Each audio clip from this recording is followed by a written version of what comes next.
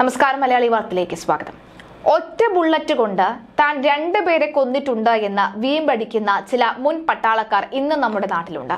എന്നാൽ ഒരിക്കലും നടക്കില്ല എന്ന് നമ്മൾ വിചാരിച്ചിരുന്ന ഇക്കാര്യം ഇപ്പോൾ യാഥാർത്ഥ്യമായിരിക്കുന്നു എന്ന വാർത്ത പുറത്തുവരികയാണ്. AI സംവിധാനം ഉപയോഗിച്ചാണ് ഒരു യുക്രൈൻ ഷാർപ്പ് ഷൂട്ടർ 2 റഷ്യക്കാരെ കൊന്നിരിക്കുന്നത്.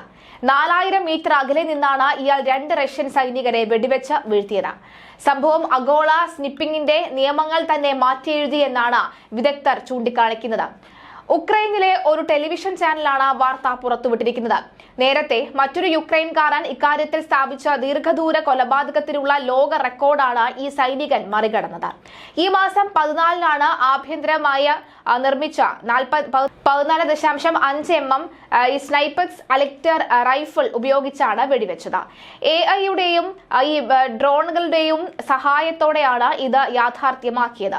വെടിയുണ്ട ഒരു ജനാലയിലൂടെ കടന്നുപോയി അകത്തുള്ള 2 റഷ്യൻ സൈനികർ ആക്രമിക്കപ്പെട്ടതിന്റെ ദൃശ്യങ്ങൾ യുക്രൈൻ മാധ്യമ പ്രവർത്തകർ യൂറി ബുട്ടോസോവ് വീഡിയോയിൽ ഇത് പകർത്തിയിട്ടുമുണ്ട്. ഷോട്ടിന്റെ കൃത്യതയും ദൂരവും കാണിക്കുന്ന ദൃശ്യങ്ങളും വ്യാപകമായി പ്രചരിക്കുന്നുണ്ട്. 2023 നവംബറിൽ ലോർഡ്സ് ഓഫ് ദി ഹൈറോൺസൺ റൈഫിൾ ഉപയോഗിച്ച് 3800 മീറ്റർ അകലെ നിന്ന് ഒരു റഷ്യൻ ഉദ്യോഗസ്ഥരെ വെടിവെച്ചു കൊന്ന ഉക്രൈനിയൻ സ്നൈപ്പർ വിയറ്റ്സ്ലാവ് കോവൽസ്കിയുടെ മുൻ റെക്കോർഡിനെയാണ് ഈ നേട്ടം മറികടക്കുന്നത്. 2017-ൽ ഇറാഖിൽ ഒരു കനേഡിയൻ സ്പെഷ്യൽ ഫോഴ്സ് സ്നൈപ്പർ സ്ഥാപിച്ച റെക്കോർഡാണ് ഇത്തരത്തിൽ ആദ്യം തകർത്തത്. യുക്രൈനിയൻ കമ്പനിയായ ഈ സാഡോ വികസിപ്പിച്ചെടുത്ത സ്നൈപ്പക്സ് അലിഗേറ്റർ റൈഫിൾ 2021 മാർച്ചിൽ യുക്രൈനിലെ സായുധ സേന ഔദ്യോഗികമായി തന്നെ അംഗീകരിച്ചു.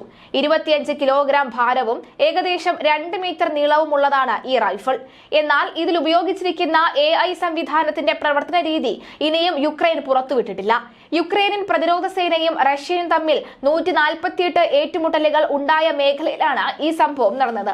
യുദ്ധം അവസാനിപ്പിക്കാനുള്ള സമ്മർദ്ദം ഉണ്ടായിരുന്നിട്ടും മേഖലയിൽ തങ്ങളുടെ സേനയുടെ സാന്നിധ്യം ഉറപ്പിക്കുന്നതിനായി റഷ്യ സൈനിക പ്രവർത്തനങ്ങൾ വർദ്ധിപ്പിച്ചതിനെ തുടർന്നാണ് ഈ സംഭവ വികാസങ്ങൾ ഉണ്ടായത്.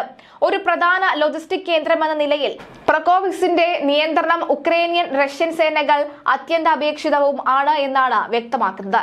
എന്തായാലും ഒരു വെടിക്ക് 2 പക്ഷി എന്ന് പറയുന്നതിന് പകരം ഒരു വെടിക്ക് 2 തല എന്നതായി നിയമം മാറിയിരിക്കുന്നു എന്നാണ് വ്യക്തമാകുന്നത്.